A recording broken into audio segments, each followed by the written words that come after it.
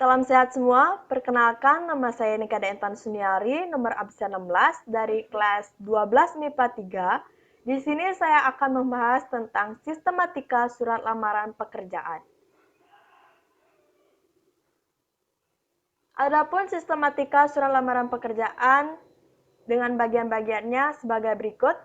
Yang pertama, tempat dan tanggal pembuatan surat. Yang kedua, hal dan lampiran. Yang ketiga, alamat surat. Yang keempat, salam pembuka.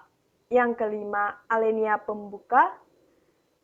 Ada isi, penutup, salam penutup, dan yang terakhir, tanda tangan dan nama terang. Tidak lama-lama lagi, yang pertama ada tempat dan tanggal pembuatan surat. Terletak di pojok kanan paling atas surat. Nama tempat menggunakan huruf besar di awal. Sebagai contoh, saya menggunakan kota Jakarta sebagai contoh. Maka J-nya yang besar. 26, bulannya ditulis menggunakan huruf. Di sini saya menggunakan 2021. Oke, selanjutnya hal dan lampiran.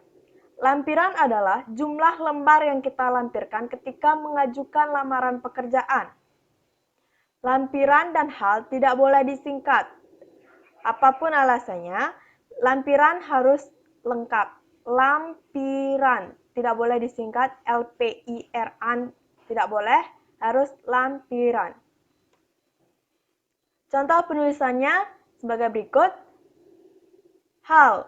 Hal itu tujuan kalian membuat surat. Di sini saya gunakan lamaran kerja. Lampiran 4 lembar. Oke, selanjutnya alamat surat. Alamat surat yang dimaksud adalah kemana kita akan mengirim surat tersebut. Alamat surat tidak boleh lebih dari 3 baris. Tidak menggunakan kata kepada, tidak menggunakan jenis kelamin, penulisan jalan tidak disingkat. Seumpamanya kalian menyingkat JLN, tidak boleh. Harus lengkap. Jalan. Tidak menggunakan kata titik. Contoh penulisannya sebagai berikut.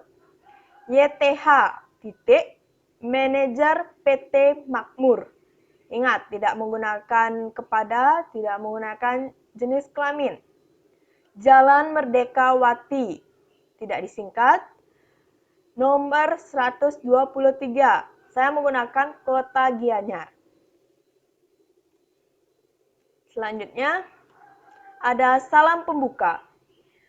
Biasanya surat lamaran pekerjaan menggunakan salam pembuka dengan hormat.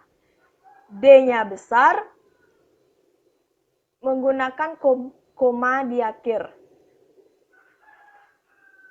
Selanjutnya, alinea pembuka. Gunakan kalimat yang baik dan sopan untuk memulai alinea agar pihak instansi penerima tidak tersinggung. Biasanya, berisi dari mana kita mendapat informasi mengenai lowongan pekerjaan tersebut.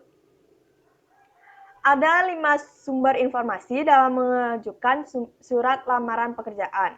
Yang pertama, sumber dari iklan. Yang kedua, informasi dari seseorang. Yang ketiga, pengumuman resmi dari instansi. Yang keempat, permohonan instansi pada sekolah.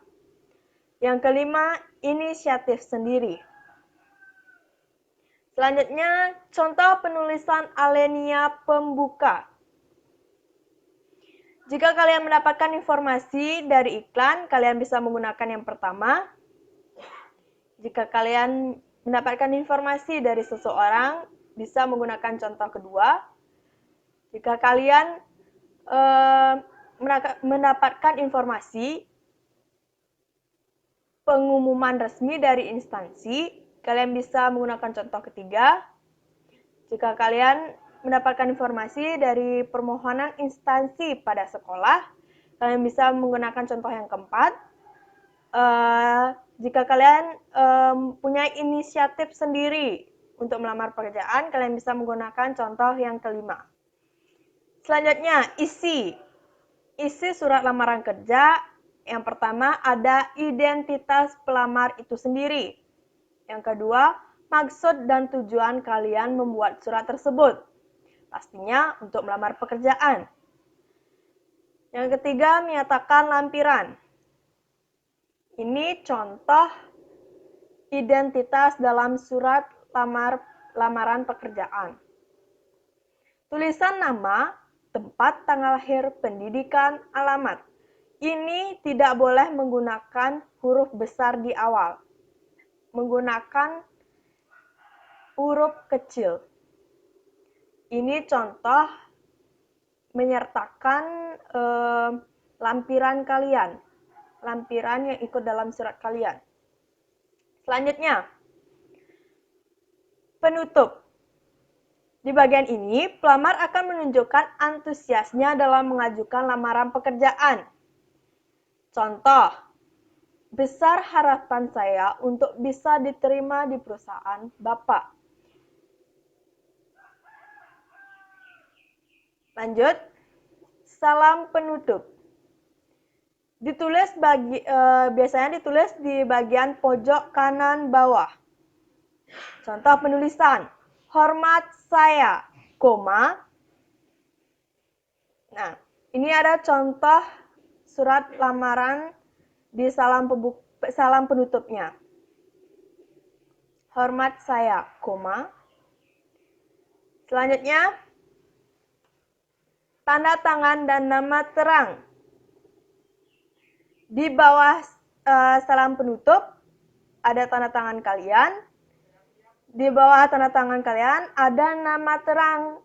Nama terang itu nama identitas kalian harus sama dengan nama terang kalian.